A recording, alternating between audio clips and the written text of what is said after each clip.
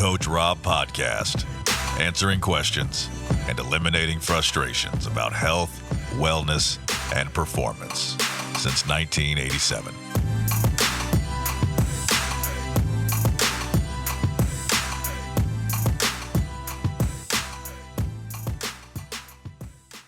Welcome, everybody, back to the Coach Robb Podcast Network. We are another edition of Meet the Guest, brought to you by our friends at HBI Auto. Ryno, how the heck you doing today, buddy? I'm doing good, man. I'm doing good. Just got done with the run with my woman on my trail that I built, and I can't run. Everybody's like, man, how can you run after being so injured and all these things? Well, I can't run on flat ground. I can't run for a long time, but I can run in the hills and the trails and the stuff that asks you to kind of be on your toes. And, I guess if someone watched me run my trails, they'll be like, you sure that's running and not just like really fast walking? But I can get a good workout. I can get, I like being in the hills. I like being in my trails, and that I noticed that, that's one of the best exercises you can do as an athlete, as a person, as a motocrosser, is to run in trails, run where it's unbalanced, unconditioned, that you have to hop, jump, move around, slip, almost trip. You get what I'm saying? Because one, you're creating more balance, you're creating more strength, but then also you have to pay attention. Absolutely. And so how you train is how you race. So if you're training very slow and you're doing things that your mind can wander, well, that's what's going to come out in your racing also. Is that so that's that's what kind of day is that. They're going to head to the gym, do some yoga later, so it's kind of an empty day on any work and stuff like that. So we try to fill it up with more doing some physical stuff, some things that way. And I'm good. I love it. No, nothing better than getting off road. You can almost taste the oxygen in the air versus being on concrete jungle. So I'm right there with you. It's a very 100%. Peaceful place, whether you're running, walking, mountain biking, it doesn't matter. It's a great place. Well, man, I can't thank you enough for being willing to be on the show here today. Would you do me a favor and give me a Cliff Note version of the factory? Who was the first factory team you signed up with? And walk me through your factory rides, just like team and approximate years to where you retired. Okay. So the first factory team I was on was Team Kawasaki. It was. So okay. I was 1991. Okay. In 1991, I was factory support. Yeah, factory support. With them. So they had the big rig, and then me. Then I was in the box fans and stuff like that. And then in 91, I went through that year, and then I think 92, same thing happened. Then Chad Watts was my mechanic. He got in a car crash in our van, and so then they put me into the big rig, and then the next year I was full factory. Then I went to Pro Circuit in 94. In 94, I was still factory parts, factory everything. Everybody else had pre-production stuff or production stuff, just modified, but I was the only one on the team that had factory components, the suspension, engines, all that. Sure. 94, 95 was with Pro Circuit. And then 90, 96, 97, 98 was with Team Kawasaki. So it was and Megan Huffman. Okay. In 99 and 2000, I went to Europe. And I raced for, Team Honda and then HRC Honda. Okay. So that was a really cool experience. And then 2001, I came back because Team Honda USA or, HRC Honda wanted me to develop the 450. So I came back and I developed that. Well, that bike pretty much killed me. Yeah. So then 2001, I took a year off. I thought I was going to retire. I thought I was done. But some insurance issues with Lloyd's of London and all these different things happened. And then I started kind of helping KTM test for their team. And when I was testing, I was 3, 4, or 5 seconds faster than any of their riders on the team.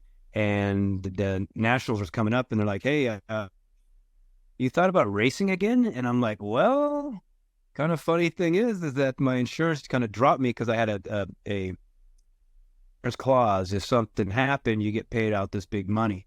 But at that time, 9/11 happened, and Lloyd's of London just got destroyed with all that stuff. So they were going through everything with a fine-tooth comb. So anyways, I said, well, yeah. let's do it. And so they didn't have much money at the time. So I just said, hey, just pay me big bonuses. Yep. And at the time too, most motocrossers, when they're done racing, they're like, you know what? I'm going to get in the gym and put some muscle on, because we're always, it's so cardio based and kind of this never kind of get some muscle. So I was like almost 200 pounds, just lifting every day. And I was like, all right, well, shit, man, I got to get back down to racing weight.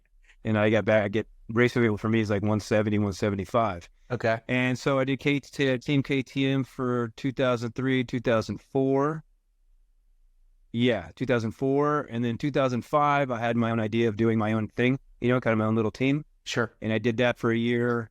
And then I was just kind of over motocross, just that I had that level that you have to be at to be a top motocrosser, right? Yeah. So then T50 came to me about racing the Work Series. And then, so 2006, 2007, I was factory Suzuki for the Work Series. Who were you teammates with there? Were you with Hatch? Who were you with? I was Mike Kudrowski. Kudrowski. Okay. How funny. The moto community is back off-road together. That's awesome.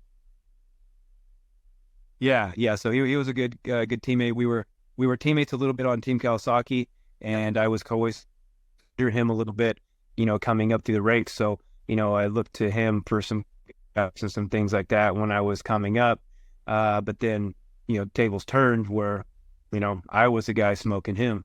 And so I did that for 2006, 2007, and then just kind of lost that want to be that guy, to have to always perform, always have to, be at my top, stuff like that. And then this whole download of coaching and teaching and this whole technique thing came to me. And then I just went wide open down that road of kind of trying to teach the sport, something that came to me about this new positioning that everybody's using in motocross.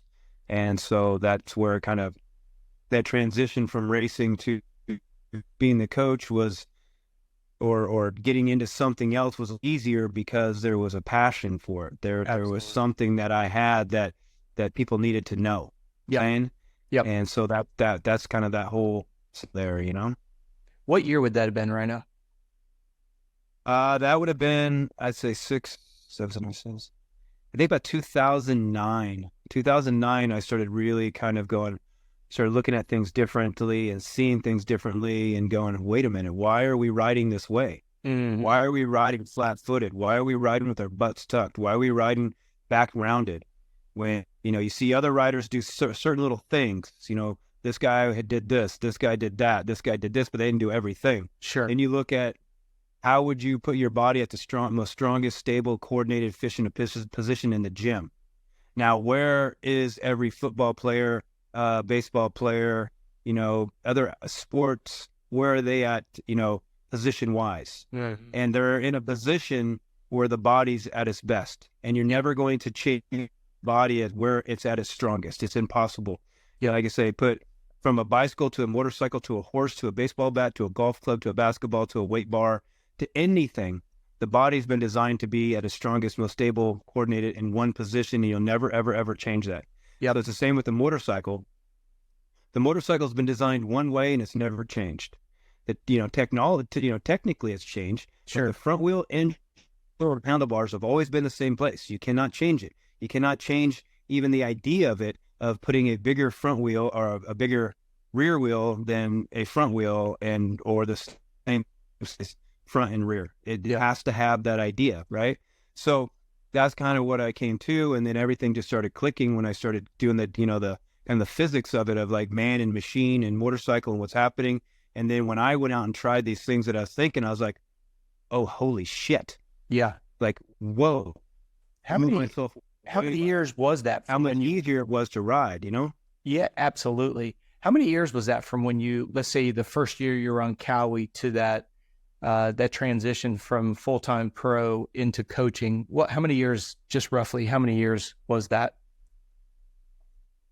From when I stopped racing to the coaching? I'm sorry. Yes, sir. If you go from when you got that first ride with Cowie to when you finally stepped away from professional racing, what was that gap? 20 years? 15 years? It was a good window of time. Yeah, I would say, from from 2000, from 91 to 2000 to 2007. So when we look at that window of time, it was like, and 17 years. I just think it's amazing because you have athletes now where their careers are sometimes in single digits, and look at yours, you know what I mean? So when we look at, and I appreciate you giving the background, because I know people remember you pushing the bike up the hill with the broken chain, and everybody's got, maybe it's designations. You've been in so many different high profile situations. At what point in your career, not based on financial, but when in your career did you realize, hey man, I'm actually going to be able to make a living at this? When did you have that mental aha moment? How old were you and where were you at? I would say I made that idea. I mean, I knew, let's say, so I guess from my first race, and I came, my first race, so I started racing 9 to 11 beginner in 1994. Okay. And, I won my first 6 races.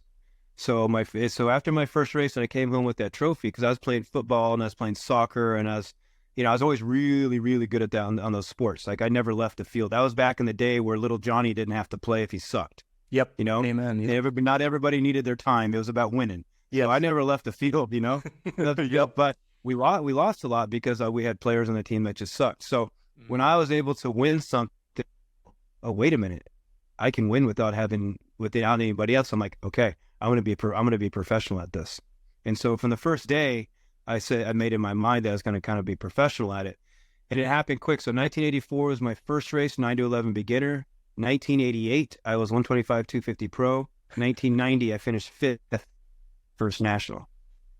So, and when did that 6 years? When did that starting to racing to finishing 5th in your first national at Hangtown in 1990? That's a quick transition. Yeah, that's a still learning curve for sure.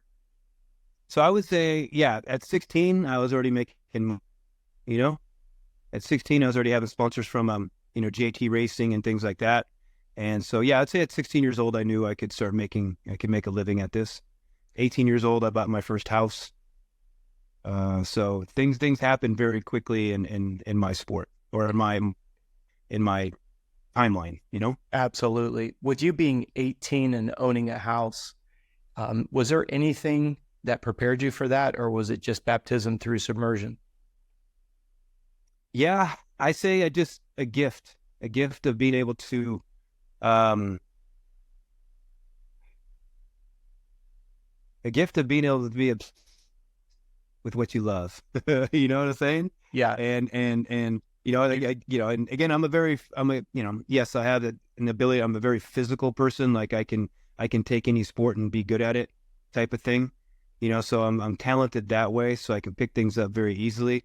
But also, it's a mindset. It's a mindset that creates that journey, that creates that discipline, that creates that consistency, that doesn't allow you to fall off your wagon if from outside influences or bad results or years or injuries. Yeah, it's a mindset, and so I was just born with it. It's hard because I've coached so many kids nowadays that you can't really create it. You have, you have this gift, and you can fine tune it. But if you don't have that gift, it's almost hard to even get it out of somebody. You know what I mean? Where do you think that gift came from? For you, was that from a parent? Was that from a mentor? Was that from a coach? What do you think shaped you? I'd say it was just born into me from my mom and dad. They didn't push me. They never pushed me. They never really challenged me. They never had to. And I always asked them, like, because other parents are real hard on their kids and stuff. Sure. At my mom, I'm like, Mom, why weren't you guys hard on me? Yeah. She just laughed. She would laugh. Didn't have to. She's like, Ryan. He goes, we just took you to the race and we stood back. Let you go. That's all we did. Because that's all we needed to do. Once you're on the line, there was no stopping you. Yep. So I have that ability to just, to get completely engaged in something and everything disappear. Yeah. And again, when you want to beat people so bad and win so bad, well, a lot of stuff just disappears and this energy comes out of you. So, as you've coached a lot of riders, and there's some riders that just have this energy that's just infectious. Yes. That's just like, where did this come from? And there's other athletes that are good they're talented, they're this and this, but just that energy just isn't there. So is it a fear? Is it a fear of failure? Is it are you willing to almost die for it? Mm-hmm. And that's the thing. It's like, are you willing to die for it? And so if you're almost willing to die for it, there's a whole nother level of energy. If you're not afraid of failure, then there's a whole nother freedom to you. Absolutely. Right? And that's what you're seeing right now with, let's say, a Deegan. There's not a fear of failure. Yep. With a Jed Lawrence, there's not a fear of failure. A Mark Marquez, a Verstappen. Yes. The best guys, like, when there's not a fear of failure, like when Max Verstappen is leading the Formula One race by 25 seconds, and he says, "Hey, who has the fastest lap? What's the fastest lap?" And they say, "Oh, Hamilton has it." And he goes, "Hey, pit me." No, Max, no, pit me. No, Max, pit me. And Give me so some they time. put new tires on. In the last lap, he turns the fastest lap. Yep. That's right there. Is there's no fear of failure, because most people would have backed it down to 75% just to win. Would you agree, especially because you've been through this journey, would you agree when you hear, and I'll use you as an example, when you're being interviewed and you hear somebody say, "I don't have that fire in the belly," or the fear of getting hurt or whatever, do you think that's when it's starting to wane a little bit? Like you said, I love the way you described it, willing to die for it. When your gut is no longer willing to die for it, is that when you see the passing of the baton? Yes, 100%. I see that a little bit in Dean Wilson. I see that a little bit in Ken Roxon. Mm-hmm. And it's normal. It's absolutely normal. Sure. I had the same thing. Where the throttle starts to kind of go the other direction. Yep. And it's not because of anything else, except you've just experienced so much, or, you only can keep a thrill into something that is has such devastating results. And so much, like, it's so extraordinary, that energy that it takes to keep that extraordinary personality, mindset, and output up, and the ability to silence the fear of getting hurt, getting paralyzed, getting killed in this sport. That you only can have that for so long. But think about it though, Ryno. Not many people have done it for as long as you have. I think, and that's why I wanted you to give the breadth of your career, because a lot of people remember slivers of your career, destinations, riding off road, Cowie, breaking the chain, all the things that you've done, but we don't see that breadth of duration. Athletic durability is unbelievably underrated in our sport. I know you preach it in your Ryno Power and the Ryno University, and all the classes that you teach in person or online with Elevate and all the 9 yards. I just think it's unbelievable, the duration of time that you've had. And I love it because you literally practice what you preach and you preach what you practice. And it's second to none. From someone like yourself that's had so much and accomplished so much, what was the darkest window of time, darkest stage from your perspective? Not what we got to see. And I'm going to show my age here, Ryno. I'm 56 years old. So I was excited when we had cycle news. I was excited when Jeremy McGrath had 1-800-COLLECT, and then you could call it and actually get race results on Saturday night. Right. It's morphed into something that the kids have no idea. I mean, I grew up when there was a card catalog and there was only one book. I mean, I remember going to the library trying to find books on nutrition and physiology, and Greg Hill or it was Thursday or Wednesday or Thursday when cycle news came in the mail. Yes. And you couldn't get home. It didn't. Oh, you're devastated. What? Yeah. And you couldn't wait for cycle news to come in the mail so you could just read about the results and absolutely and the pictures of them being all dirty and roosted, and the description was this big. The photos were black and white. It was brutal. Yeah.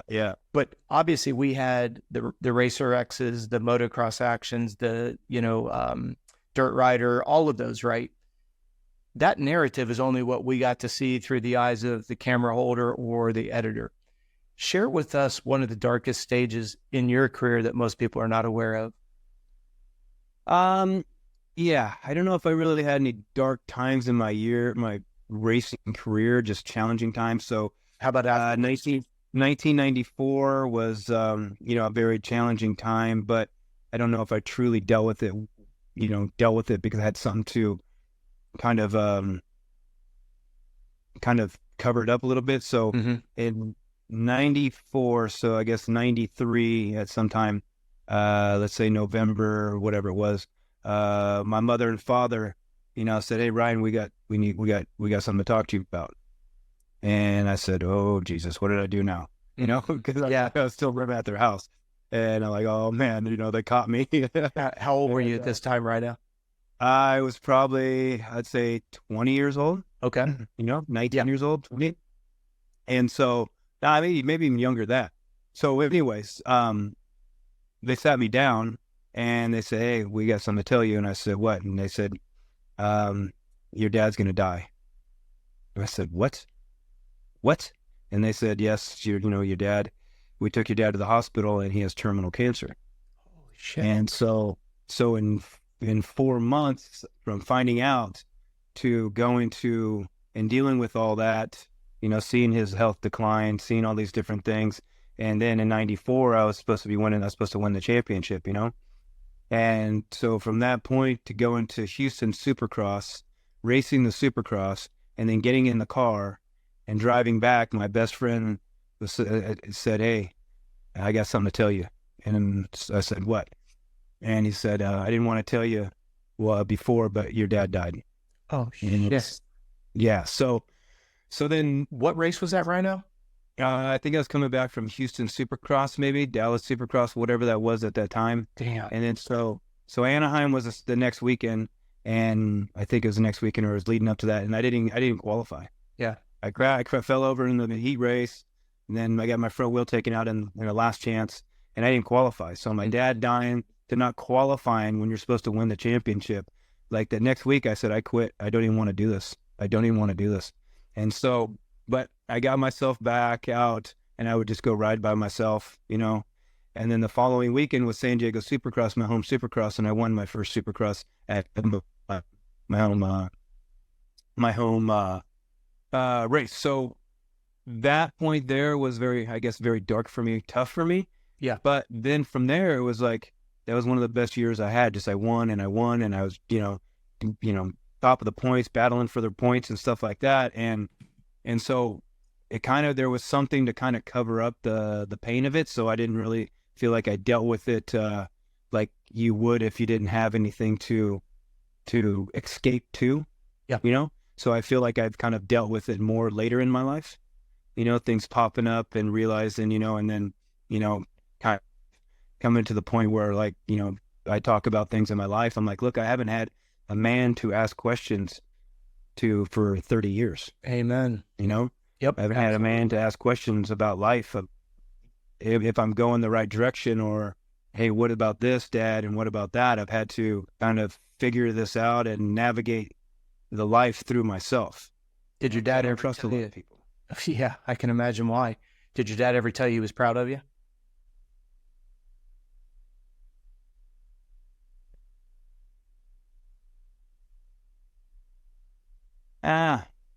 That's the one thing that's tough, is I don't ever remember my,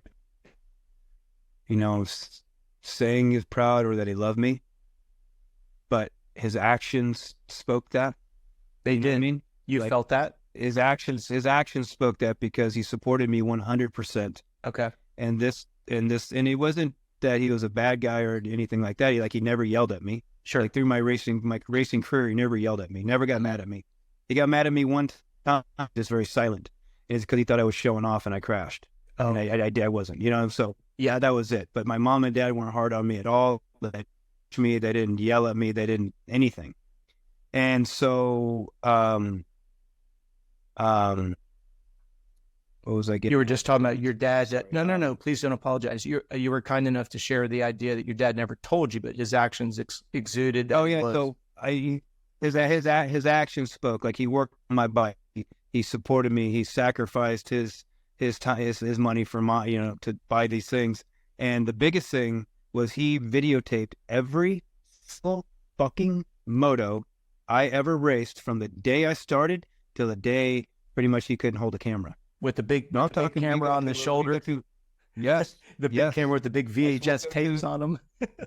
Yes. Yeah. Yep. We would go to the Loretta Lynn's, or let's say Ponca City qualifiers, right? Yeah. And we'd ride 4 classes. 4 classes, so motos a day. And he would videotape every single moto from start to finish.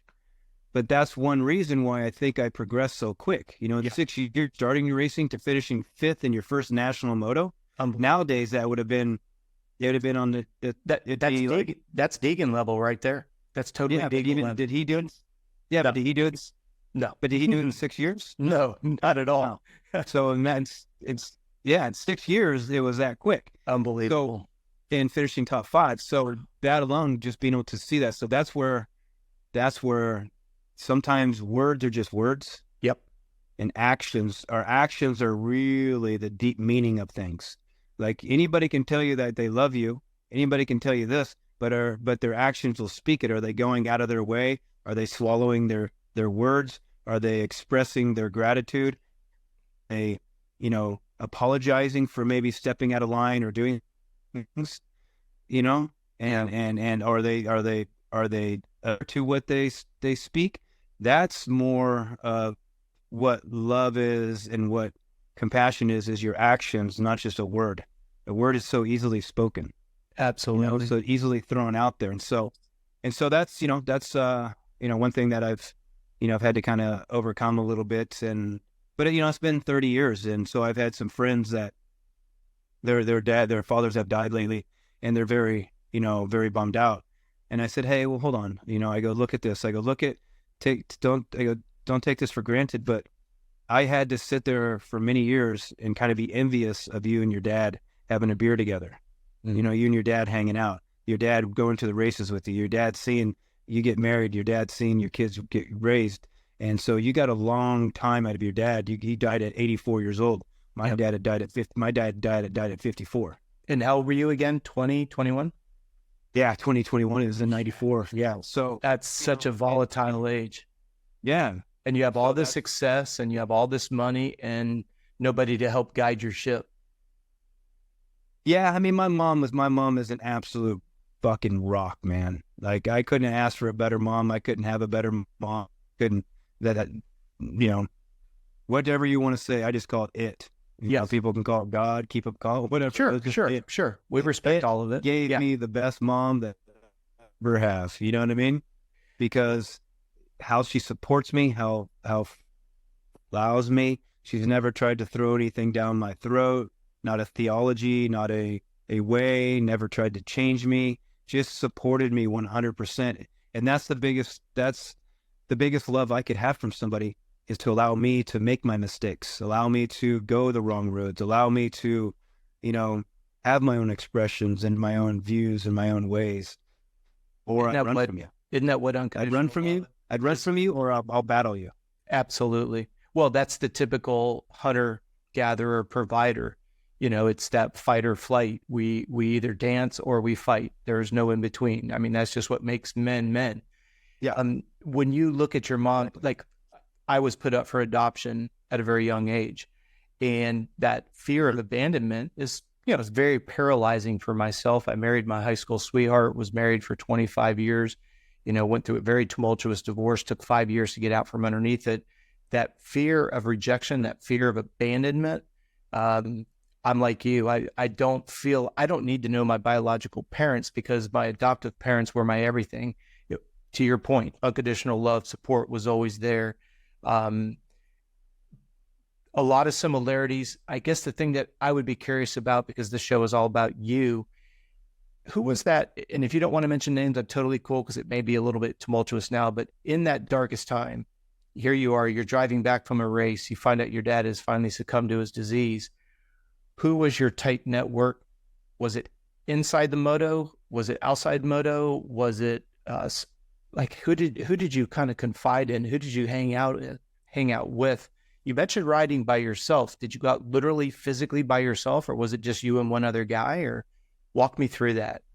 Yeah, I mean, for me, who did I confine into? Who did I lean on?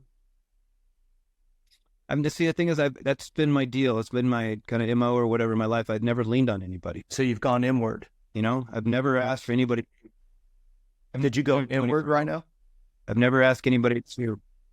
Yeah, I would say inward, or I just let it out in my training. I let it out in my ride, and maybe that's why a lot of people thought I was an asshole.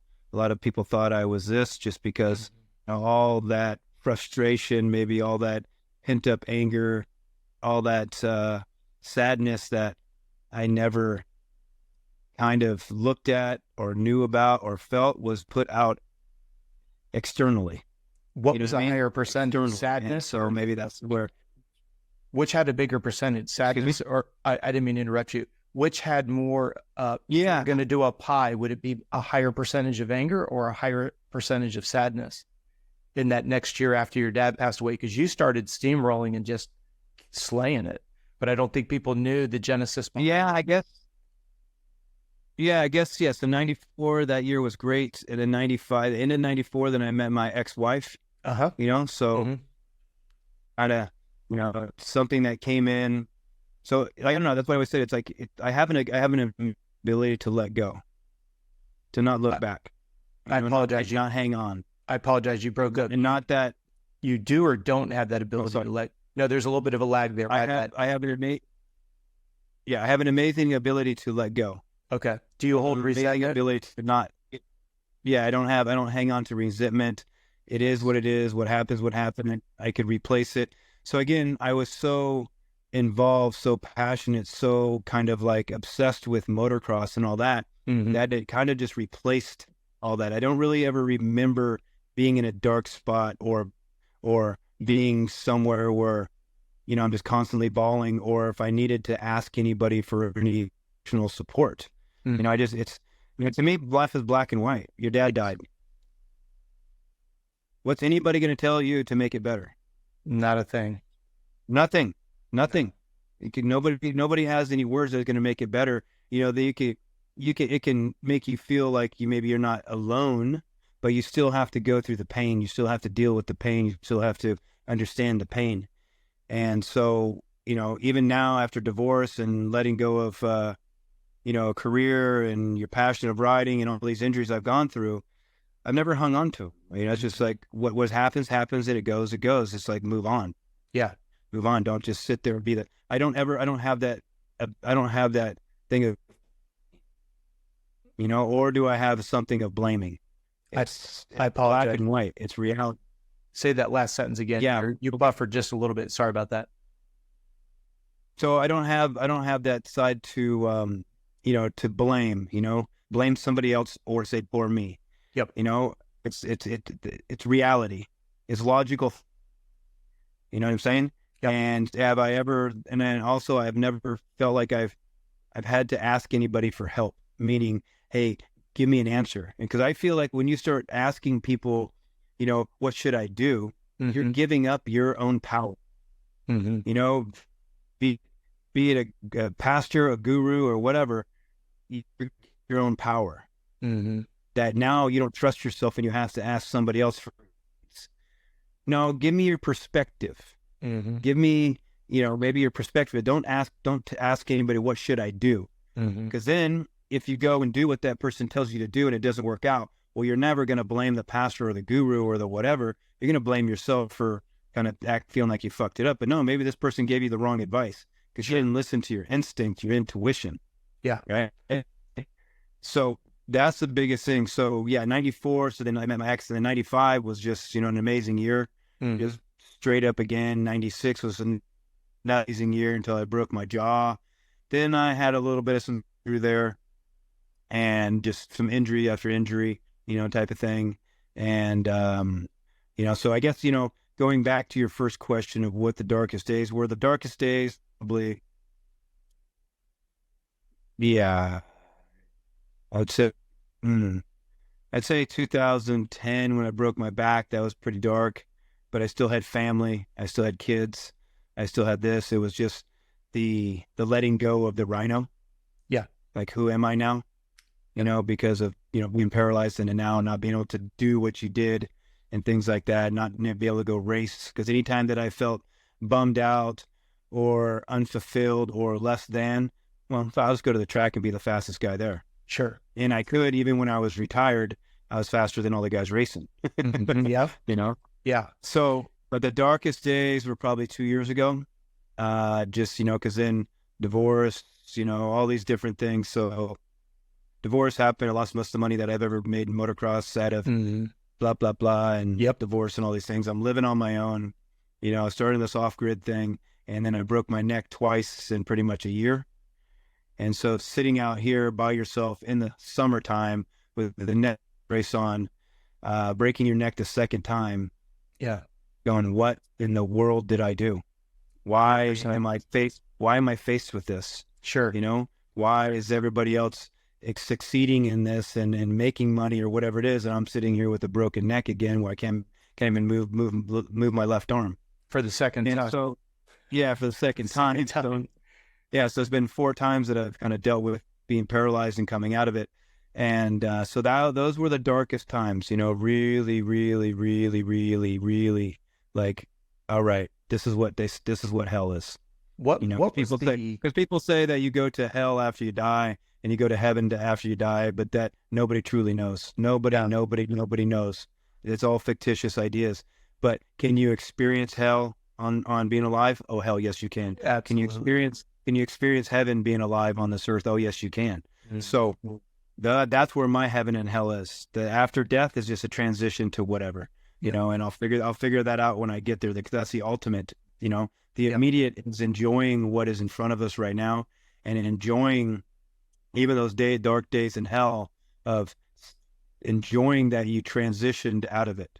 And then a year later, you can stand on your bank, on your property with somebody and go, you know what? This is probably the happiest I've been in years. Yeah. In 1 year. Well, man, how do you do that? Well, there's no way to do it. It's just 1, acceptance, and 2, you start to fine tune it. Yeah. You don't ever change. You just fine tune yourself. Yeah. And that's like, and you just keep chipping away at it.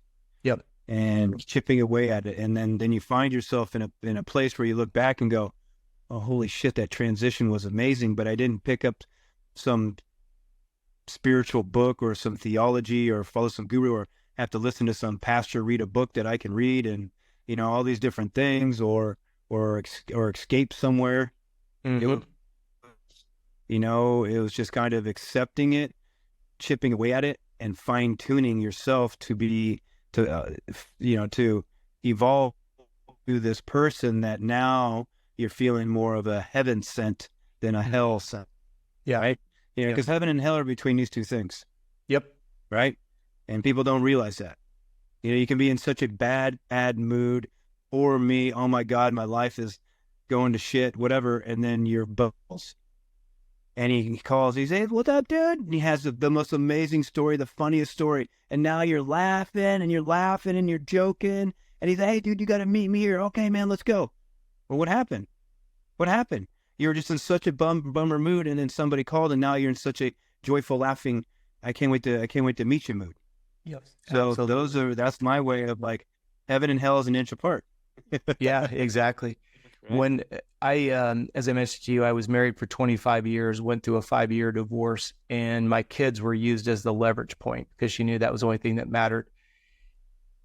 That was the biggest, I could go back. Like you said, I choose not to dwell on why was I put up for adoption. That to me is disrespectful to the parents who adopted me. When I look at the idea that I got married very young, my high school sweetheart, right? 25 years, just trying to be my kid's dad and all that goes with it. I would say that's my biggest, yes, I raced professional BMX. I got 8th in the world the day after. Literally, I had signed a letter of intent to go ride for KHS bicycles with Turnell Henry. My dad says, hey, you're going to school. And I'm like, say what? My experience pales in comparison to what you were doing, making 6 figures, 7 figures on the cover of magazines. My question to you, and I only give you that backdrop because I would say going through the divorce was single-handedly the most difficult part of my life, because people that I thought were my friends, you find out aren't your friends. I won't go into that because, like I said, I want to keep this conversation on you. I try very hard not to have a resentment level, but you do see the people that are truly your friends and those that weren't, and the phone never rang. And you're having a lot of parent-teacher conferences, and at the time I was renting a small condo in Claremont, not because of moto, because triathlon's our biggest division. Claremont, that's the epicenter of triathlon in the Southeast. My question to you is, and I wanted to set the context, that's my one big milestone in life. That was my biggest hurdle to climb, was having my children used as a pawn in a very nasty divorce. Like you said, I got married early. I started with not a pot to piss in and a window to throw it out. I go through this divorce. I'm left with 2 OGO bags, not a pot to piss in or a window to throw it out. I said, man, you built it once when you got out of college. Act like you're building it again. That's my one difficult time that I can say I questioned a lot, right? I questioned people. I questioned faith. I questioned everything. Of the 3 things that you've mentioned, you've lost your dad at a young age. You lose your marriage. And I know I'm out of order here, but they're all big milestones. Let's say that was you lost your father, you finally said goodbye to racing, and then you lose your marriage a couple of years ago, right? Of those 3, which of the 3 took the most out of you and why? What was like of the 3, what was the hardest to kind of overcome? What was like for me, I could get through anything, but when I look about, I got the living shit beat out of me in that divorce. Like I was emotionally and physically depleted. Like I didn't have the energy to, I wouldn't say I quit fighting. I never stopped fighting, but nothing has worn me down to my 0s and 1 base 0 like that divorce did. You've been through 3 humongous hurdles to overcome. Losing your father at an early age, saying goodbye to a professional career on your own terms, which is extremely commendable. And then, because you were married for how many years? Because your children are a little bit older. How many years? Yeah, I was married for 24 years. Yeah, there you go. 24 years. Yeah. I mean, that's the lion's share of your life. You know what I mean? Yeah. So which one of those do you feel, you took the biggest punch to the gut? I would say the biggest punch to the gut was probably divorce. Okay. You know what I mean? Probably divorce, just because I'm that person. Like when I retired from racing, I was leading the championship in the Work Series, the middle of the season, the middle of a race. I pulled off the no shit. And I come out into the pits, and I was having a little problem with my elbows, but that wasn't the real deal. Yeah. I come off and I come in the pits and I say, I quit. I'm done. And they're like, what do you mean? Is your elbows hurting? And I said, no. I quit racing, man. I'm done. And I quit. What would you say? I take everything I can to the end. Yeah. I fight my ass off to keep things working and keep things, progressing and into it. But once I come to that point where there's no more to give, then I'm done. So I quit. Done. I'm out. When I was fighting with my wife, and our divorce was pretty simple. She didn't come back at me for a bunch, and our kids were older. And this is just, we were fighting one day. I said, you know what? To get married to you? I said, I do. Today I say I don't. And I left and I never came home. And so I had a way to cover it up. I traveled the world for a year, just coaching and teaching. I'd traveled 150,000 miles in 1 year. I just remember that video when you were in the van and you were in tears. And I remember that like it was yesterday. Yeah. Yeah. I remember that like it was yesterday, because it was much more than Ryno, the badass, the motorcycle racer, the teacher, the Ryno power, the Ryno. That was Ryan Hughes. That wasn't Ryno. That was Ryan Hughes. I'll never forget that video. I thought that was incredibly brave of you to record it. You get a lot of shit from, I guess, society or whatever when you do that, because, oh, Ryan's lost himself. You know what? You have to lose yourself to reinvent yourself. Amen. And you can't, if you're gonna step away from divorce, you can't keep being that person. Mm-hmm. If any situation that happens in your life that is dark, that is covered up with dust. Mm-hmm. So if you cannot see the line, you have to change your line. Because it's dusty. So you have to find a new you. You have to find a new way in life. So you have to go a different direction. You have to find a different line. And so that's what was me, was just like, hey, you know what? I can't be in the same city. I can't stay under the same house. I have to just go away to find out who I truly am. When I found this man that is somebody that I could never imagine who he is, just like by just my perspective on life and the toughness that I have and the acceptance that I have of people and the uniqueness that I am. I'm a unique motherfucker, meaning that I have so many different sides to me. Yeah. Not that they're personalities. It's just, there's so many different interests and so many different things that I allow to come out of myself. And maybe a lot of people do, but they just cover those up and only allow for certain parts to come out of them. But for me, I exercise every part of me, because if I didn't, then I'd feel trapped or unfulfilled. Amen. You know? What would you say is the similarity? The biggest thing, I'm sorry. So the biggest thing is what you felt and what I felt and all that stuff is from even being adopted is abandonment. Yes. You feel abandoned. Mm-hmm. You know? You feel abandoned. 100%. That's what it is. It's abandoned. Even if you're the one that got divorced and this and that, you feel abandoned, meaning that now you feel alone. And most men always say, I told them about being alone and this, and they're like, oh man, I love being alone. Any chance I get, I love being alone. I go, yeah, fucker, but you get to go home to somebody. Mm-hmm. Wait till when you're alone and there's no one to go home to. There's not even a house to go home to.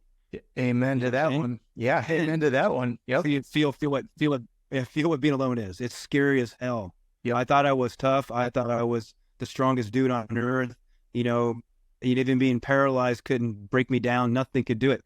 But holy shit, did I sit there and cry in my night, and holy shit, did I have to call my ex. I had to call my ex a couple times and just say, just talk to me.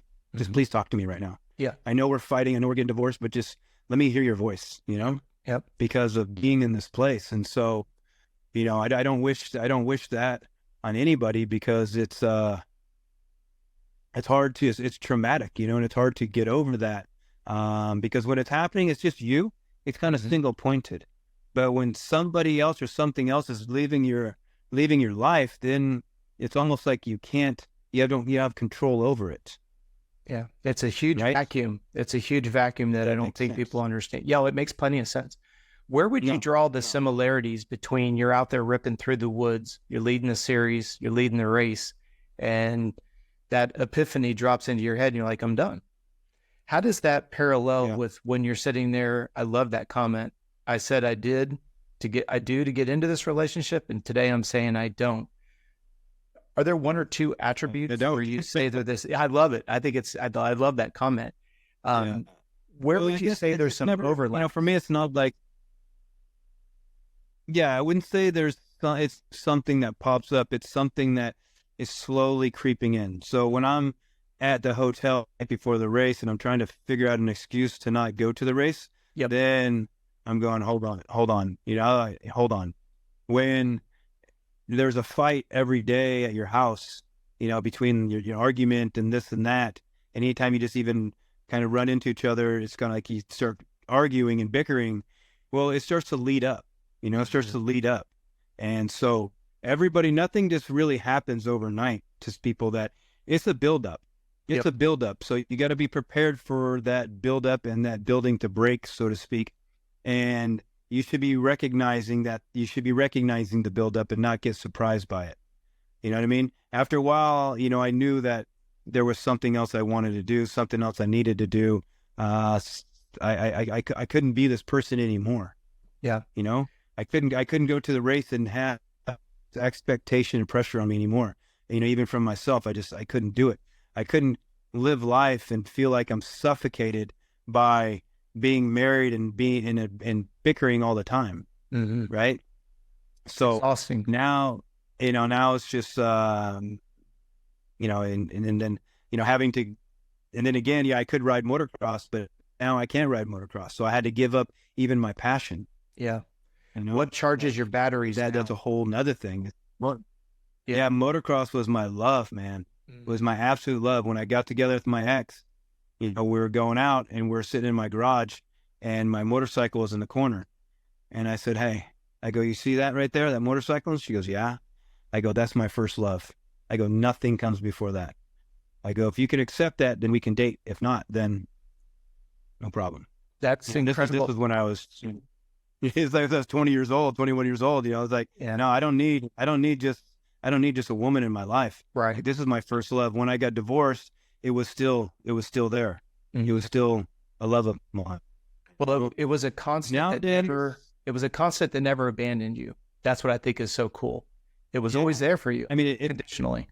But the thing is, the funny thing is, it's like I feel like I'm a battered housewife because it brutalized me. Yep. My son and I say this all the time. Yep. right outside of Gainesville, ironically, right down from where Gatorback was at. There's a dirt jumping area over there. My son's very good on a bicycle, and he was jumping the pro section, and it's, 40-foot gaps, 20 feet high. Clipped his rear wheel on the second one and, straight down, put his hands out, broke both of his wrists. And we talk about what a love-hate relationship that facility is. He loves it, but like he said, he teases, I've spent a lot of money there and he shed a lot of tears there. To your point, exactly. It's but isn't it sad that something that is brought the sport, kind of brutalized me just because of from injury. So much injury during my career and after my career. Little things happening of like chains breaking, last races of the year getting rained out. So you never got to get your championship. Yep. And then also retirement, having to walk away from something that was you, this persona, and that's one of the toughest things in the darkest days of any racer's lives is retirement. Sure. It's just great because now you don't need to wake up so early. You don't need to test yourself, challenges. You have to people talking shit on you or you underachieving. Mm-hmm. But give it a year, and then you start to go, man, who am I? And this is all this.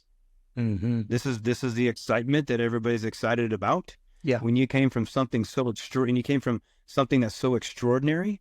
Mm. So you've heard the term that every athlete dies twice. That's right. I say they do because that persona dies. Yep. That idea of who they were, that energy of that motivation, that discipline, that that fortitude, that consequence, that reward, that energy is now dead. Sure.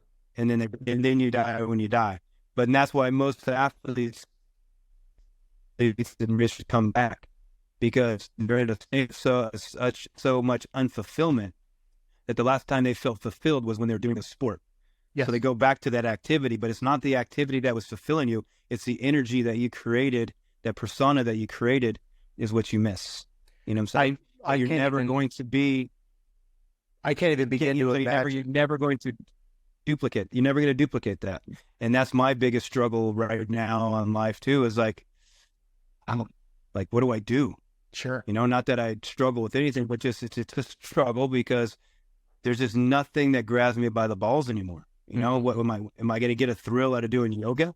Mm-hmm. No, I do yoga because it makes me feel good. Yeah. Am I get a thrill out of going to the gym? No, I go to the gym because it makes me feel good. Am I going to get a thrill out of running the trails? No, I do that because it makes me feel good. Anything that I do now is just to make me feel good. It's kind of like my little medicines, but nothing is ever going to replace the extraordinary feeling and experience that I got from riding a motorcycle, because especially the level that I could do it at. And so this is where I'm trying to gain some motivation, not motivation, but momentum into our sport, which we talked before, is about there's so much to get people in the sport. There's so much to make people good in the sport, but there's nothing for the rider after the sport. And it does not matter if you're the Ryan Dungey to the Ryan Hughes to, the person that was successful, Phil Villapoto or any Nicoletti or whatever. Yep. Yeah. It's the other guy too that barely made it, didn't make it, almost made it. And now he's left at this, and people think that, oh, well, you motocrossers are dumb. You didn't go to school. Well, we couldn't go to school. Mm-hmm. There's no way to be good at this sport and try to have two ideas and put your attention in two different places. So it's not that we're lazy. It's not that we're stupid. It's actually that we had such an ability to sacrifice and be disciplined and such a strong mind that we were able to be so good at this sport that is unlike any other sport, just like you watched yesterday or the day before with Chance Hymas. You know what I mean? Yeah. No sports are like that. Yep. So, and boom, what's he do? He gets back on the bike. It's like, it's a completely different personality. It's completely a persona, completely different person. I feel that we're almost more extraordinary than the next because of what you can do, what you have to do to be good on this motorcycle, and the ability to tune out that fear, and tune out the past. And that's what I say, to be a good racer, you have to have a very bad memory, meaning don't bring the past into the present, because if you bring the past into the present of bad situations, you're going to start preparing for those. Yes. Right? Yep. Well, you bring the past into the present and screw up the future, and you get the same result of the past because you keep pulling it forward. You got to be able to put it behind you. It's like blowing a corner and then moping about it for the next 3 laps. It didn't make up the time. You see the best guys like yourself, you blow the corner, you make it up in the next straightaway. It's just that easy. One of the things that I wanted to get your opinion on. It forgets about it. Yeah. Yep. One of the things I wanted to get your opinion on is, and I don't want to put words in your mouth, but when you were in your prime, we had magazines. And how many magazine covers were you on? Didn't you get a couple of Racer X's? Quite a few. So Racer X's, Motocross Action, dirt bikes, dirt riders, all also Europe, because I raced in Europe a lot. Yeah, because I said to my wife, a lot of different places around the world. So if you stick to magazines, right? You're on the cover of the magazine. You open it up, you're on the inside cover with a gear deal. You're on the back of the cover with a Renthal bar deal. You're in the magazine being talked about at the race. You've got a full 4-color photo in the race talking about the race. There's 3 ads in there for a chain company, a gear, seat cover, and race fuel. Here's Ryno. Let's say 10 times in a magazine, inside cover, the cover itself, maybe the back. Then all of a sudden there comes that day where instead of being in there 10 times, you're in there twice. And then instead of being in there 2 times, you're not in there at all. How do you handle that? Because it's great when you're in there 10 times. It's got to be a little bit painful when you're in there 3 times. And then all of a sudden you flip through that magazine. Obviously, I'm doing it in your prime. Nowadays, you go online. Are you on the border ads? How many articles were talking about you in there? How many photos were you in there? Race recap. How do you handle that? Like slowly turning that soft faucet off. That's kind of, yeah, and that's kind of the conversation I was having with Janelle this morning about, this attachment to things to fulfill you, and this ego that we have to be seen. And we're kind of talking about social media. It's just like, this whole social media thing brought up this whole so much more attachment and so much more ego of needing to be seen. Like before, you just did things and just did things. Now you do things and take pictures of them. They show everybody else. Yeah. And so there's this attachment to being seen, and there's this ego of being kind of known, I guess. And so, I guess that is sometimes the hardest thing to get over, because you realize the world doesn't revolve around you anymore, right? One thing, but then you're so used to being known, seen, wanted. Yeah, known, seen that. Yeah, and it's seen, and now it doesn't happen anymore.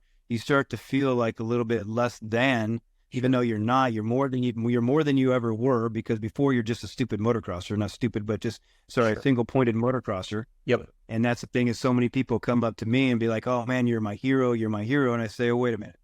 I go, "Let's hang out for a day. I'll guarantee you do 10 things better than me than I did that one thing of you.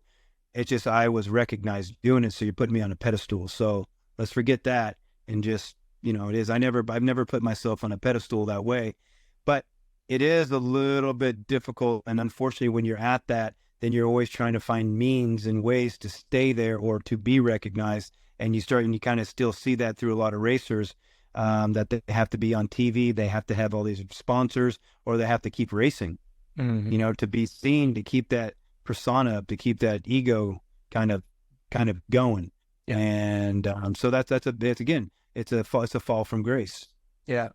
Well, the thing you made a comment that I say over and over and over and over again. I can take one of my professional triathletes, give them a bike that doesn't have an electric start. Number one, they'd be lucky to get it started. I don't care if it's an 85 or a 2-stroke 250. Most triathletes wouldn't be able to start it. They damn sure couldn't go 5 laps fast without falling 20 times a lap. But I can take a motocross racer. We can go swim, bike, run. We can mountain bike, wakeboard, water ski, snow ski, rock climb, canoe, kayak, paddleboard. I do agree with you.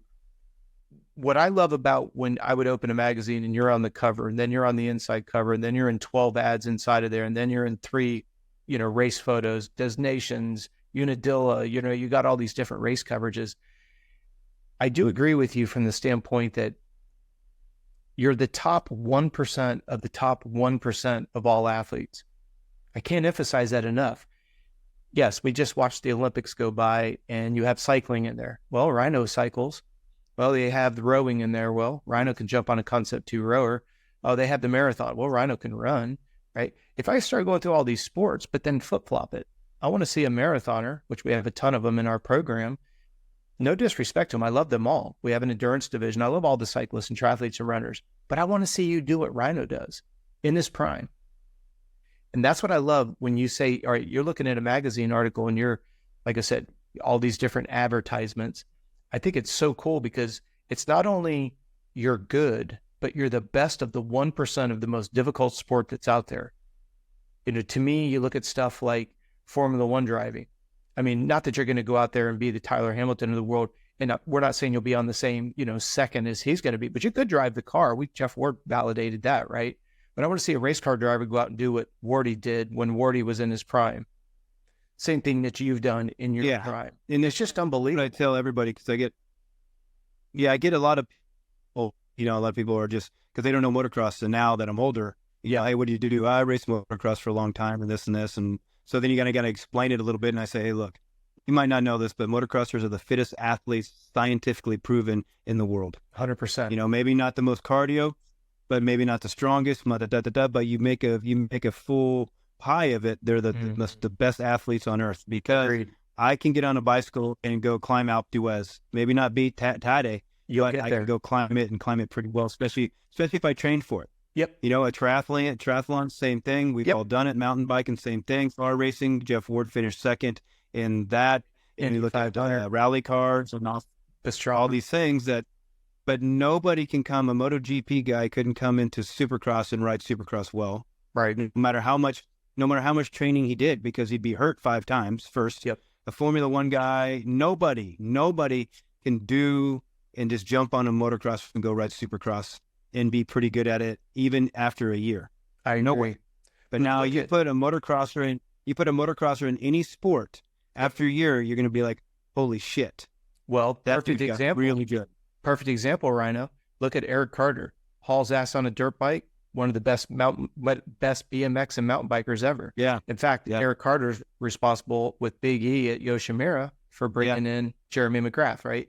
Then you go look at Aaron Gwynn, one of the most successful downhill mountain bike racers in history, started in moto, and he even contributes his ability to dial in a course the first time he sees it is from learning a track in the moto world. And then, like you said, you can go Travis to rally, Pastrana to rally. You could go Jeff to Indy 500. You could get Wardy over to Super. I mean, just the list goes on so many different things. And I do agree with you. I think it's cool for someone like yourself, as much as the magazines, they do give you a sense of purpose and presence. But to me, it was always like, wow, you're the top 1% of the 1%. We're seeing it with Deegan and Jet right now. Sure, there's other advertisements out there, but they're getting the lion's share of, this is my playground. And it so reminds me of you. Yeah. I mean, how many pictures have been used? No pun intended. Chain broke. You push your bike up the finish line hill. It's like 70 feet straight up, but you damn sure were going to try. You weren't going to sit at the bottom and throw your bike down and talk shit about your mechanic. What'd you do? Chain broke and you just jumped off and started pushing. You just don't see that anymore. And that's why I wanted to have you on the show today, because yes, we all know what you did on the motorcycle. Because I think a little bit of perspective changed. It's like, just like I was talking about social media. You went on back in the day before social media and just went on vacation. Yep. Now you're going on vacation and showing everybody, and having to show everybody how great your vacation is, even if it's shitty. Getting arguing with your wife the whole time, missed flights, at a shitty hotel. But boy, you're going to make sure everybody thinks your vacation's the best on earth. Absolutely. So I think sometimes a little bit of people's outlook and approach to racing's a little bit different now, because of, you can't just go. Back in the day, we used to load up, go riding. Mm-hmm. Now I got to make sure I take a picture of my new boots and take a picture of my bike and my truck, take a picture of me and my gear, make sure everybody say, hey, I'm going to do a couple more laps so you can get me the scrub on this one jump, right? And then I'm going to go to eat and make sure you know what I eat. It's like you can't do anything without being seen, so to speak, without anybody knowing about it. And so maybe people's approach to racing is different too, that if things aren't going right, well, they don't know how to deal with it. And so with myself, it was like, you have to finish, man. Yeah. You have to finish. Yeah. You have to finish. It didn't care what I looked like. It didn't care anything. Like when I rode, like I wouldn't wash my gear for a fucking week. I just hang it on my bike. Yeah. Just hanging on I could care less what it looked like. Yeah. Because we didn't need to be seen. You were doing it because you loved to do it. I was racing because I loved to race, and I finished because I wanted to finish. Yeah. Not that I finished and now I had an excuse to show everybody why I didn't do good. Oh, look, my bike broke, I crashed. I'm going to make sure I show everybody that I did it. So I think just, the social media is just, to me, it's like it brought in a disease, a social cancer, meaning you can't do anything, go anywhere without showing everybody, how great it was or how great you are. We'll take it one step. Like, take it one step further. Back in the day when a girl was beautiful, she was just beautiful. You didn't have to take 15 photos to find the right one to change it a little bit to show everybody how beautiful she is. The guy that was rich was just rich. The guy that was fast on a motorcycle was just a motorcycle. He didn't have to show you all this other stuff of why he's on a motorcycle. Well, that's where I think start to lose yourself there. Well, that's where I think that even the manufacturers have kind of missed the punch a little bit because, you still have endorsement deals and you read the fine print. And it's like, you must do one social media post a week and blah, blah, blah, blah, blah.